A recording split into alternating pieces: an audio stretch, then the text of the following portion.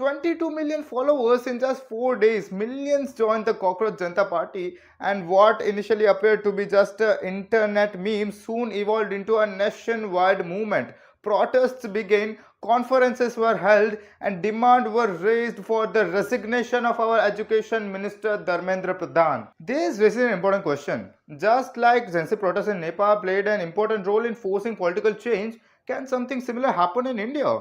See, before asking question like will this party will contest election or become a permanent political symbol, we need to understand something deeper. See how this viral internet trend became into serious Gen Z protest. Most importantly, this viral internet trend, which has now peeled into ground, can become the voice of youth or just perish like any other viral internet trend. This movement began when Chief Justice Suryakant remarked unemployed youth as parasites and cockroaches. They are youngsters like cockroaches. They don't get any employment. They don't have any place in profession. Some of them become media. Some of them become social media. Some of them become RTA. Then youth outrage sparked online. Soon after, a boy named Abhijit Dipankar posted on X that those who are lazy, unemployed, and chronically online can join this Cockroach Janta Party. Initially, it was a satire, a joke, or a meme. Nobody expected that it would become a nationwide movement. But soon after, something unexpected happened. See, what just began as a political satire now become a nationwide serious movement demanding accountability and resignation from our Education Minister Dharmendra Pradhan. Reportedly, nearly 70 paper leaks have been confirmed in last 7 years, including NEET controversy and many state-level entrance examinations. See, paper leaks now no longer shock people. This almost feels seasonal. It feels as if on the first day of a month, opening newspaper, yet another, examination scandal on the front page. Students erupt anger, public discourse intensified, and yet, movement feds until this cycle repeats again. Now to understand whether CGP can become a real political force, Nepal offers us a very interesting comparison.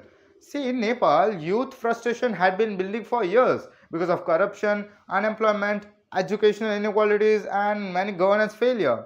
See, the fuels already existed. What they need was spark. Once it was ignited and erupted mass disruption mobilization.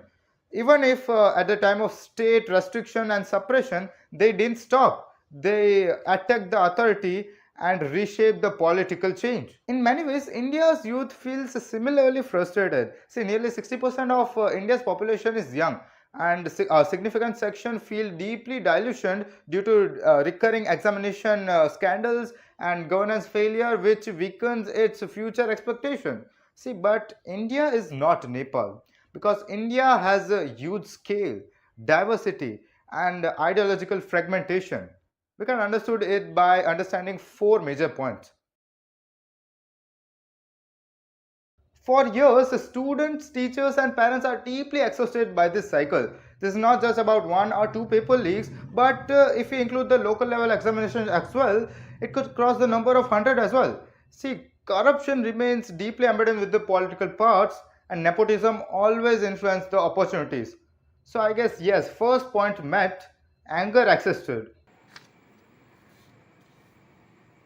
Unity, and this is where India seems complicated. See, in Nepal, protesters were proved successful to unite the groups with a single narrative, demands, and mood collectively united. But in India, a student from Gujarat may have different demands than that of students from Tamil Nadu or Bihar. See, while the frustration this time is similar, but languages may differ, political relatives and religion and many other narratives. But this time CJP has tried to collective this frustration under single narrative, but this is significant. So I guess this is partially done. Directionship and leadership. See, every movement needs directionship, and without leadership, outrage creates noise. This time our CGP has got support from environmentalist Sonam Wangchuk and even actor Prakash Raj. So our CGP has to do protest likewise that it feels organized. They has to make the protest to be done as a linked with structural reforms than that of just emotional attachments. This will change the political discourse, and leadership will decide whether this become a history or just another trend.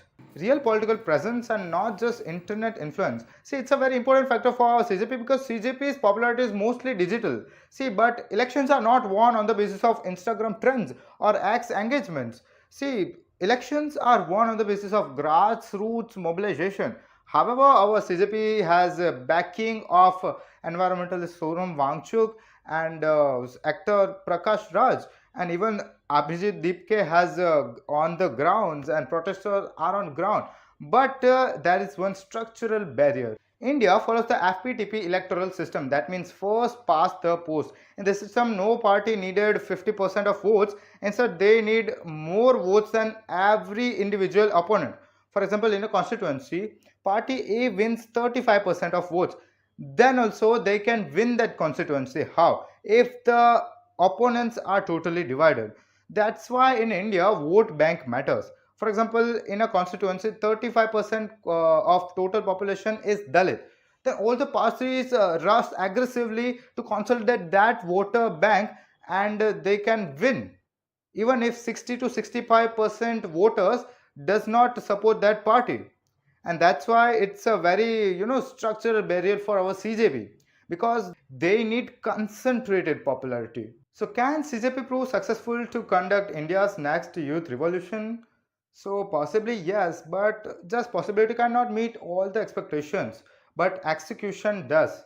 But in the country like India, where politician becomes blind when the topic comes upon youth, even if they are leading the topic of Vikasit by 2047, this cannot be achieved by compromising youngsters. I like to say that it is not essential to contest elections, but it is essential to discourse the present political system. To purify the political system is essential. And last, I would like to say good job CJP, and best of luck for the future. All the youngsters, be ready for next move to discourse our present political system. No need to contest all the elections, but to purify election systems is essential. As we all are unique. Thank you so much.